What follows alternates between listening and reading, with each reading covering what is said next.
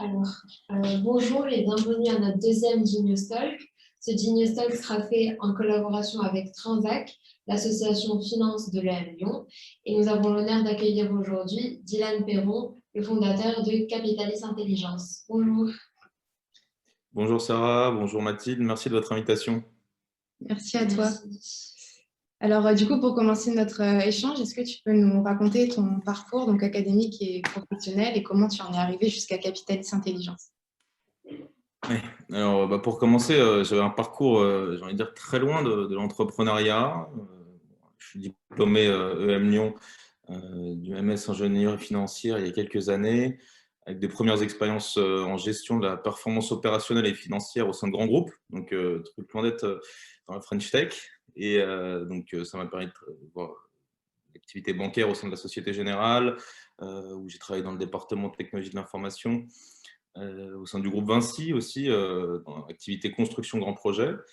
Et par la suite, j'ai voulu m'intéresser aux problématiques financières et stratégiques de manière plus globale. Et pouvoir toucher à une variété de secteurs assez diversifiés. Et donc, de manière assez naturelle, on va dire, j'en suis arrivé au métier de la banque d'affaires, donc le M&A comme on l'appelle, Small et Mid Cap, au sein notamment de la banque d'affaires Oaklins, où j'ai pu conseiller des dirigeants dans le cadre de leurs opérations de levée de fonds et de cession. Et puis par la suite, j'ai voulu, disons, avoir une vision plus analytique. Et donc c'est ce qui m'a mené à la posture inverse d'investisseur en fonds d'investissement, où j'ai rejoint l'équipe de Women Equity Partners sur la levée d'un véhicule de growth buyout, donc capital développement, capital transmission, avec une thématique, une thèse d'investissement dimension inclusive, d'accompagner les sociétés de croissance dirigées par des femmes, donc un thème d'actualité. Et donc, à l'issue de cette expérience, encore une fois, sur le vrai tissu économique, sur les startups, PME, ETI, j'ai pu me rendre compte que sur ce segment-là, il y avait aujourd'hui de vrais freins structurels et c'est ce qui m'a mené à justement fonder Capitalis Intelligence. D'accord. Et comment en êtes-vous venu justement à l'entrepreneuriat? Pour vous, en quoi ça consiste en fait d'être entrepreneur? En vérité, ça se définit assez bien avec le dernier point que j'ai évoqué, qui est d'identifier une problématique. Aujourd'hui, pour moi, ma définition d'entrepreneuriat, c'est de manière assez triviale, identifier un problème pour une certaine partie de la population et mettre en place une solution pour laquelle les gens sont prêts à payer. C'est assez basique, hein. Donc après, si on élargit le scope, bien évidemment, c'est au sens très large de venir aider les gens. Et moi, de la manière dont je le fais aujourd'hui, c'est dans l'industrie du haut de bilan et c'est faire bouger les lignes parce qu'on est quand même sur une industrie qui est assez classique, qui a peu évolué malgré tout avec les années. On est quelques acteurs émergents qui essaient justement de rendre ce secteur plus simple, plus clair. Et être entrepreneur aujourd'hui, hein, c'est tout simplement avoir une vision pour moi et essayer de la rendre réelle. En fait. C'est ça, hein, en tout cas, si on parle d'innovation. En parlant justement de votre parcours en tant qu'entrepreneur, quels ont été les obstacles auxquels vous avez été confronté pendant votre parcours? Alors, il y a deux réponses. C'est que quand on fonde une start-up, je pense que des obstacles, il y en a à peu près toutes les heures. C'est ponctué d'obstacles, l'entrepreneuriat. Mais sinon, une vraie, si plutôt au sens large, je parle d'une période qui est assez clé, assez difficile. C'est très certainement les premiers mois d'une start-up. Donc, je parle vraiment du stade de l'idéation où on a les grandes lignes de sa proposition de valeur, mais il reste tout à faire, en fait. Donc, on parle de ça, là, aujourd'hui, Capitalis, on a un petit peu moins d'un an. Donc, j'ai envie de dire, les 3 premiers mois sont assez clés, où on se dit qu'est-ce qu'on fait, comment on le fait, et comment on va l'articuler dans le temps. Ça, c'est un vrai effort. C'est à ce moment-là qu'il ne faut pas se tromper aussi. En général, c'est souvent à ce moment-là qu'on peut faire beaucoup d'erreurs. Donc, ouais, je pense que moi, du coup, d'expérience, je dirais que c'est le début qui est un moment assez charnière. D'ailleurs, c'est aussi pour ça que l'Oignon et l'incubateur accélérateur nous a beaucoup aidé. Je pense notamment à Loïc Mahéro, qui était donc dans l'équipe du master ingénierie financière, avec qui j'ai discuté du sujet. Et il n'y avait pas eu question. Il m'a dit le sujet fait sens et on va t'accompagner sur la problématique. Et donc, c'est aussi grâce à l'incubateur qu'il faut se faire accompagner sur cette période-là dans la manière du possible. Et nous, c'est le choix qu'on a fait. D'accord. Et avec le recul que vous avez aujourd'hui par rapport à votre expérience, est-ce qu'il y a des choses que vous aurez fait différemment? C'est toujours facile à dire. Il y a beaucoup de choses que j'aurais fait différemment. Mais si moi, il y a souvent un vrai sujet qui vient assez tard et qu'on n'anticipe pas. J'aime bien la formule fake it until you make it. C'est vendre, en fait. C'est vendre. Une entreprise, c'est vendre. C'est pas développer des solutions. C'est pas monter une équipe. C'est pas. Évidemment, ces sujets-là, ils sont assez clés. Mais en fait, une boîte, elle existe avec du chiffre d'affaires et ça doit être la priorité, en fait. Et c'est pour ça que le BizDev, ça doit être, dans ma vision d'entreprise, le point le plus clé. Nous, on l'a adressé un petit peu plus tard. On a d'abord commencé par la solution qu'on a développée. On a bien évidemment validé notre marché. Ça, c'est quelque chose d'assez charnière aussi. Mais il faut vendre. Dès qu'on peut, faut faire du chiffre d'affaires. Et souvent, sur des innovations telles que nous, les dirigeants, on voit, c'est un schéma assez récurrent. On y vient des fois pas trop tard, mais on aurait pu y aller avant. Ouais, très clair. Et du coup, pour en revenir un petit peu à Capitalis Intelligence, vous accompagnez les entreprises dans leurs opérations capitales. Donc concrètement, comment ça fonctionne?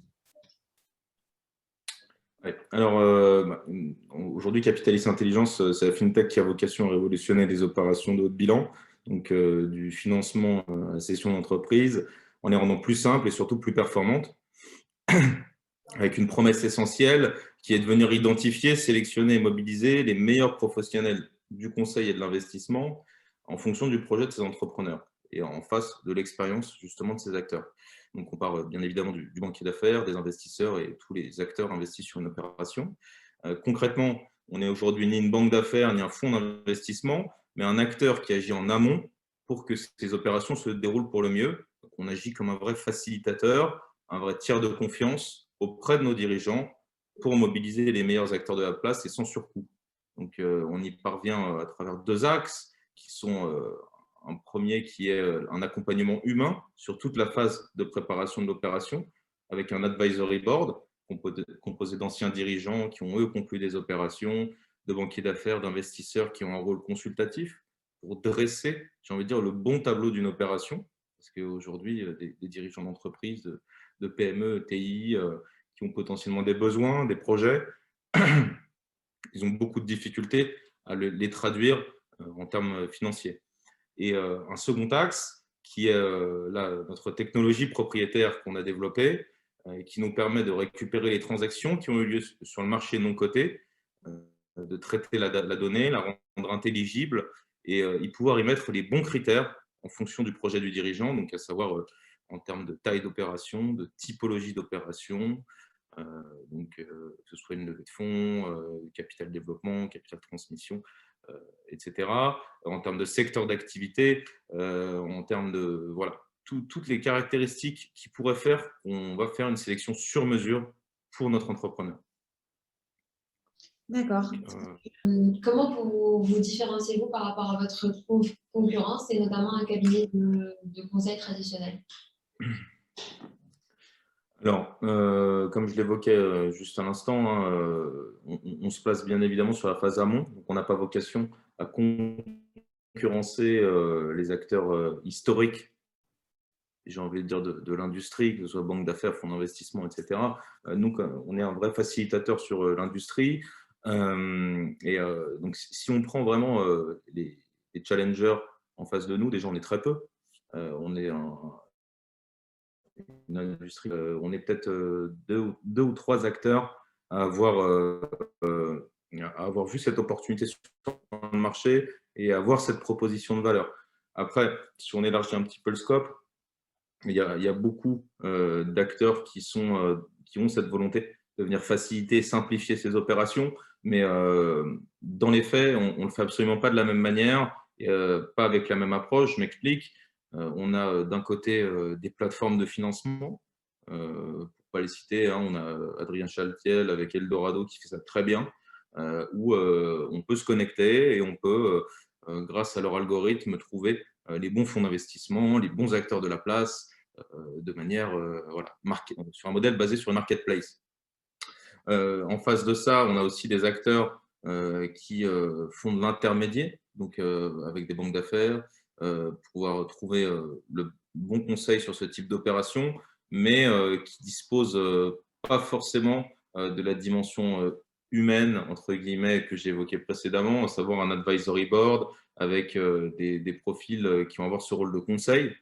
Et donc, tout ça faisant, on a bien évidemment pensé notre proposition de valeur pour être un hybride entre le conseil et le digital, disposant d'une technologie, mais aussi d'équipes internes qui sont capables de pouvoir traiter ces sujets.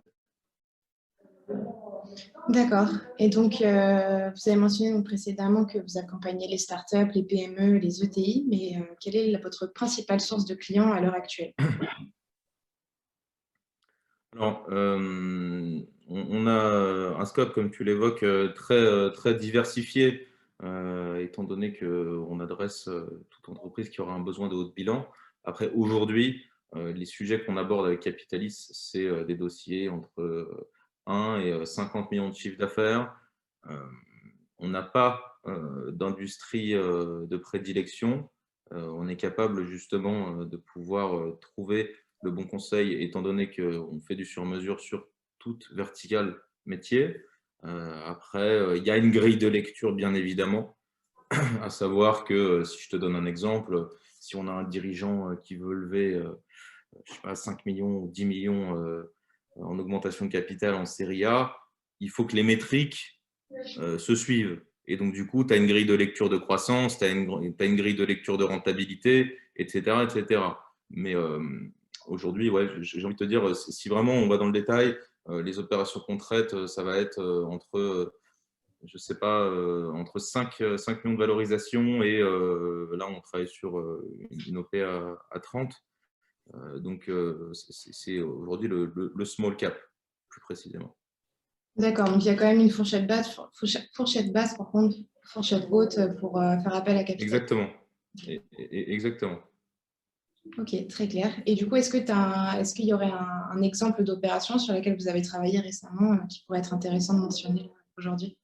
Oui, oui, totalement. Donc, comme je te le disais, nous, on travaille sur tous les besoins éventuels de notre bilan, à savoir la cession de la levée de fonds, la réorganisation capitalistique, et doucement, par la force des choses, on est même en train de se mettre à faire un petit peu de conseil en strat à notre échelle, en amont de ces opérations.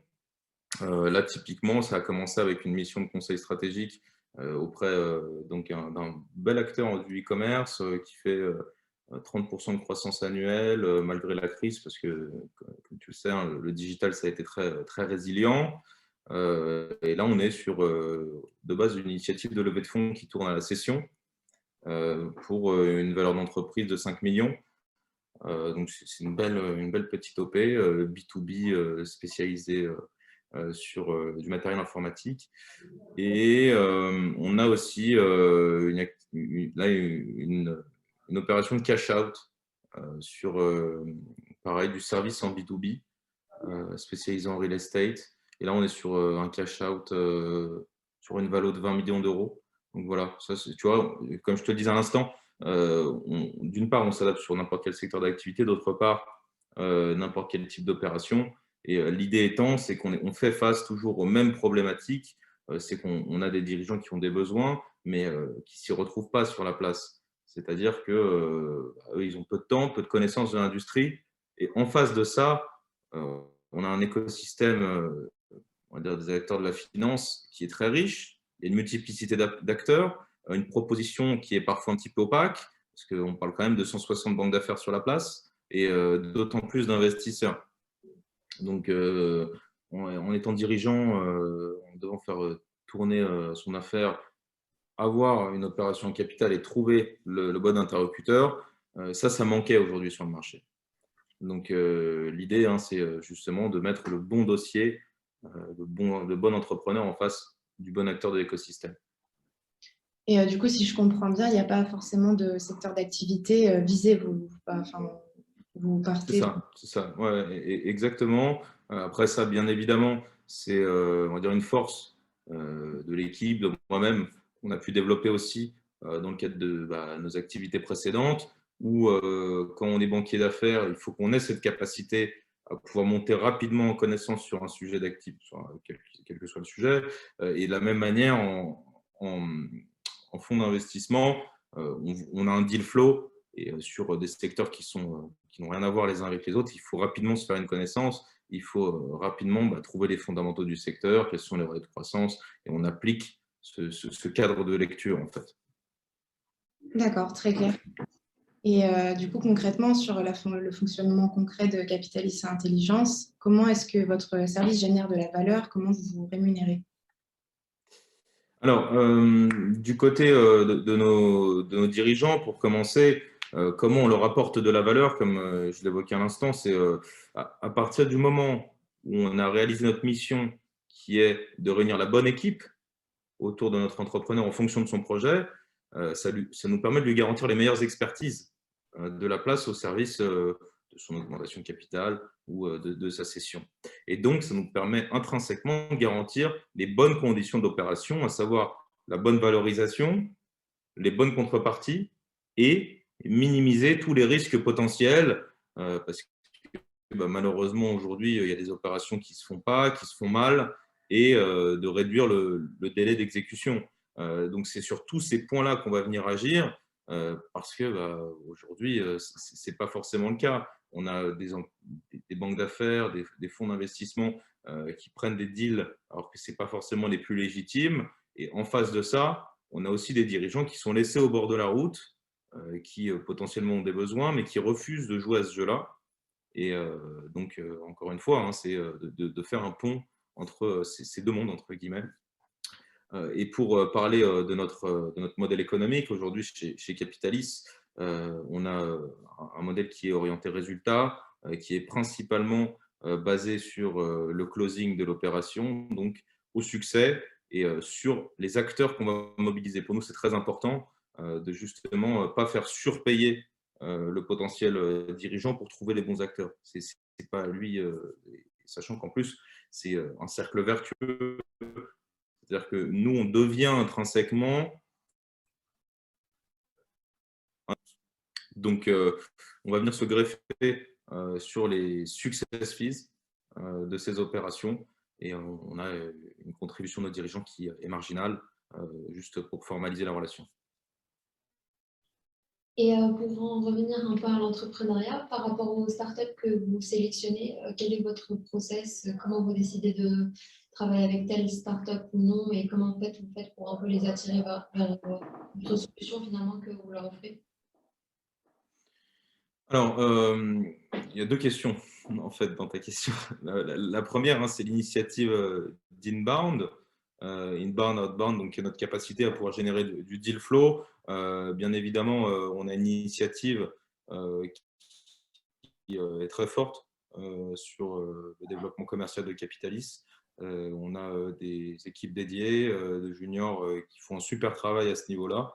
Pour vous donner une idée, moi, la vision que j'ai de Capitalis sur le sujet, c'est qu'on a vocation à être un Doctolib sur ces sujets avec des floors de BizDev qui, justement, sont au contact du marché permanent.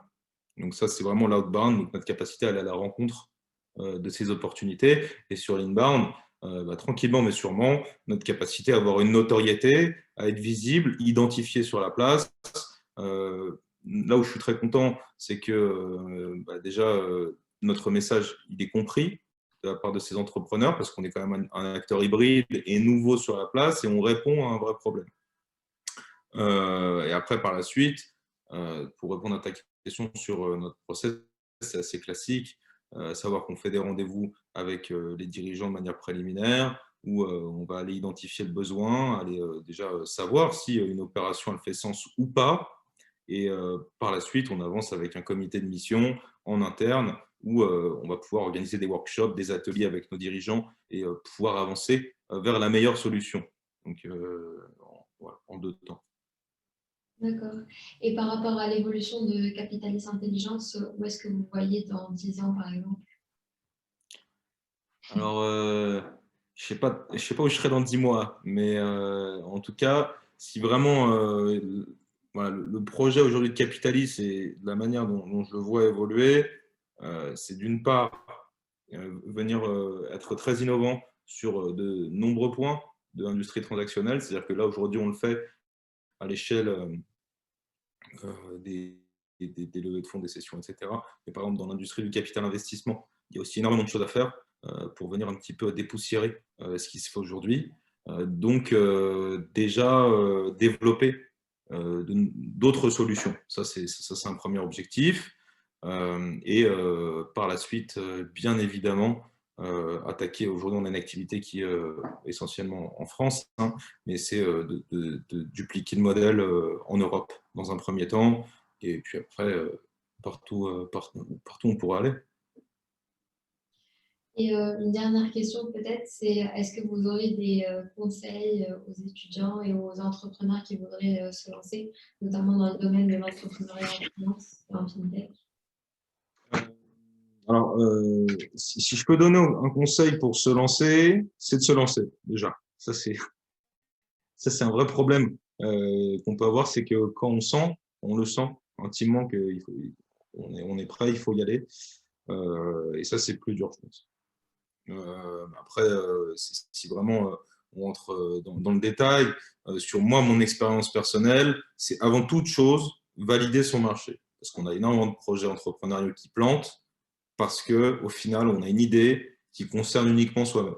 Ça, c'est un vrai problème. On pense répondre à un besoin, on pense avoir trouvé quelque chose de révolutionnaire, mais en fait, personne n'est prêt à payer pour cette solution. Ça, c'est un point. Donc, à partir du moment où on veut se lancer, il faut déjà aller savoir si en face de l'offre qu'on est en train de créer, il y a une demande. Ça paraît basique, mais il y a des boîtes, elles s'en rendent compte au bout de 10 ans. Il y a des boîtes, elles n'ont jamais fait d'argent. Après, on revient un petit peu à ce que j'ai dit au début. À partir du moment où on lance un projet entrepreneurial, la priorité, ça doit être de faire du chiffre d'affaires. Et donc, fake it until you make it, c'est d'avoir la capacité à générer du chiffre d'affaires, même si on n'est pas totalement opérationnel, c'est pas dramatique. Si l'offre qu'on propose, il y a des personnes qui en ont besoin, il y a des gens qui sont prêts à payer même avant que ce soit totalement fait. Donc ça, il faut en avoir bien conscience. Et un petit conseil, peut-être, d'avoir toujours en tête qu'il faut se remettre en question. Surtout dans une start-up, ce qui va sauver, c'est cette capacité à se remettre en question, à être toujours dans le test, parce qu'on essaye des choses en fait. C'est de l'agilité, hein, la principale force de la start-up. C'est de pouvoir se dire, OK, ça ne fonctionne pas, c'est pas grave, on fait autre chose. Parce que quelqu'un qui est convaincu de tout savoir et justement, je ne sais pas si c'est de l'ego ou autre, mais il y a des gens qui plantent parce que ils n'ont pas réussi à se dire ça, c'est pas bon, il faut le faire différemment. Donc, ouais, c'est vraiment des processus itératifs, en fait. C'est que ça, parce que on n'a pas la science infuse. Et encore une fois, moi, j'ai adressé un segment, une industrie que je connais, entre guillemets. Parce que c'est issu de mon parcours, parce que c'est issu de tout ce que j'ai fait ces dernières années. Mais encore une fois, même en sachant tout ça, je fais des erreurs. Et c'est normal. Donc, ouais, avoir la capacité justement à changer, adapter. Et c'est comme ça que ça fonctionne en fait. D'accord, ça fait une très belle conclusion. Merci beaucoup, Dylan, de nous avoir accordé du temps aujourd'hui et merci à tous pour votre écoute de ce talk avec Genius et Transactions. Merci à vous pour cette invitation encore une fois, c'était un plaisir. Et à très vite. Oui, merci beaucoup. Merci à toi.